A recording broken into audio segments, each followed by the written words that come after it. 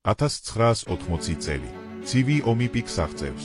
ერთი მხრივ საბჭოთა კავშირი, ჰოკეის თითქმის დაუმარცხებელი ჩემპიონი, რომელმაც ზედიზედ 4 ოლიმპიური ოქრო მოიგო. მეორე მხრივ ამერიკის შეერთებული შტატების ნაკრები, რომელიც ძირითადად კოლეჯის სტუდენტებით იყო დაკომპლექტებული.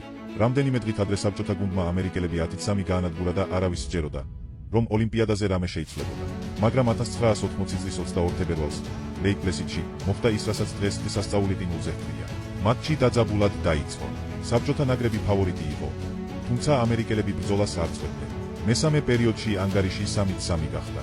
შემდეგ კი მაიკ ერუზიონემ ისტორიული გოლი გაიტანა, 4-3. დარჩენილი წუთები უსასრულოდ იწელებოდა. საბჭოთა გუნდი შეუჩერებლად უტევდა, მაგრამ ამერიკელები თავს იცავდნენ.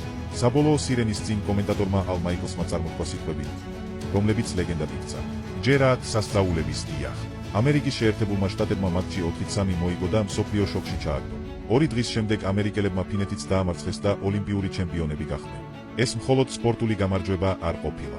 მილიონობით ადამიანისთვის სასწაული ყინულზე იმედის, რწმენისა და შეუძლებლის შესაძლებლად ქცევის სიმბოლოდ იქცა.